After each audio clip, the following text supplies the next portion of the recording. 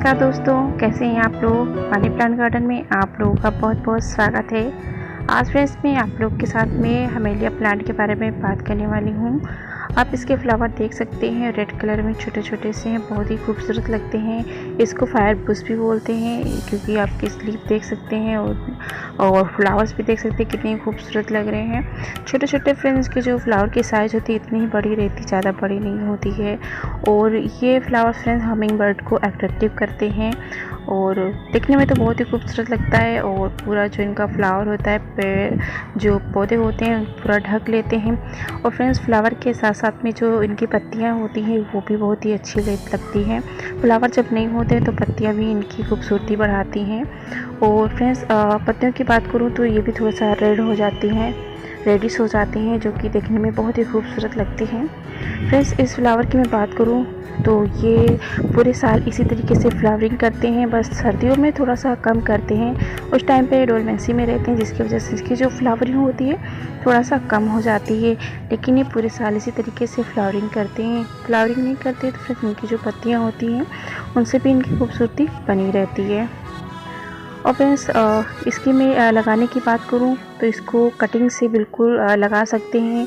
इनकी जो new branch होती है, न्यू स्टेम होती है, अगर उनकी हम कटिंग लगाते हैं तो ये बहुत अच्छे से लग जाएगी। अभी रेनी सीज़न है फ्रेंड्स, अगर इस टाइम पे हम इसकी कटिंग लगाएंगे तो इसलिए ग्रो हो जाएगी। और फ्रेंड लगाने के लिए हमें क्या चाहिए होता है, जब भी हम कटिंग लगाएं फ्रेंड्स तो कटिंग कम से कम नहीं तो 5 या 6 होनी ही चाहिए, क्योंकि कभी कभी कटिंग सक्सेस नहीं होती है। लेकिन हाँ, अगर हम 5-6 कटिंग लगाते हैं उसमें से एक तो ज़रूरी हो जाएगी।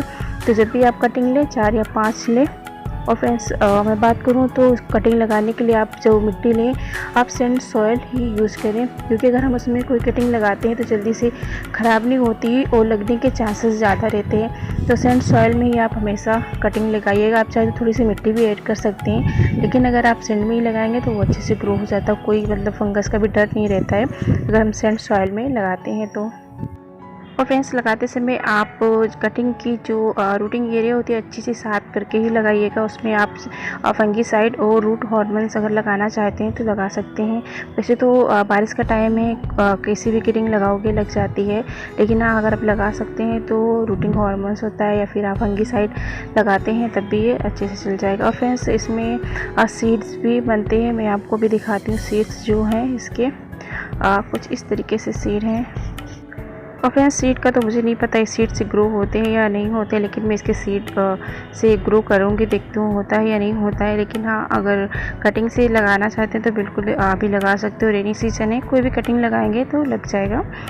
और फ्रेंड्स जो जिनको गार्डनिंग का शौक़ नहीं है, अगर इस प्लांट को आप लगाते हैं तो बिल्कुल लगा दीजिए। बिल्कुल इजी टू ग्रो प्लांट है, केयर भी ज़्यादा मांगता नहीं है, तो इसको बिल्कुल लगा सकते हैं। प्लांट को अच्छे से ग्रो हो जाता है।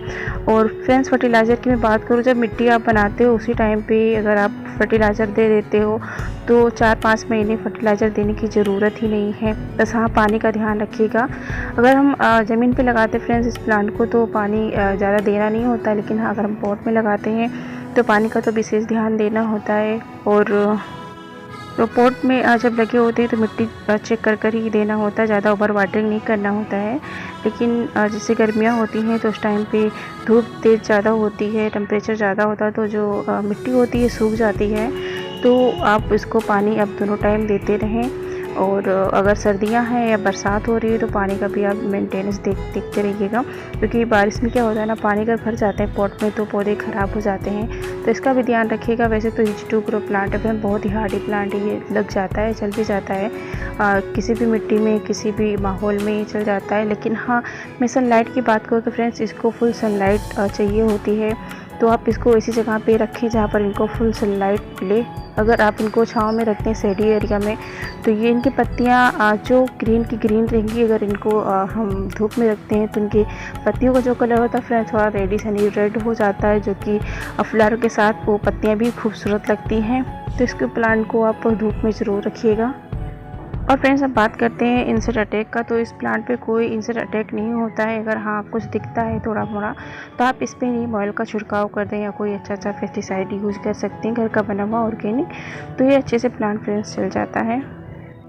और फ्रेंड्स ये प्लांट की बात करूँ तो ये एक पेड़ का रूप ले लेता है अगर हम इसको कटिंग नहीं करते हैं। तो ये जो प्लांट है मेरा बड़ा हो गया है, ज़मीन पे लगा हुआ है और ये बिल्कुल पेड़ जैसा बन गया है। अगर हम पॉट में लगाते हैं फ्रेंड्स तो फिर थोड़ा सा हमें छोटा रखना होता है, तो उसको टाइम टू टाइम प्रूनिंग करते रहें। अगर हम ग्राउंड पे लगाते हैं तो कोई बात नहीं, आप उसको जितना बड़ा करना चाहे कर सकते हैं, लेकिन पॉट में लगाते हैं फ्रेंड्स तो साइज़ थोड़ा सा हमें छोटा रखना होता है, तो उसको टाइम से टाइम उनकी प्रूनिंग करते रहें।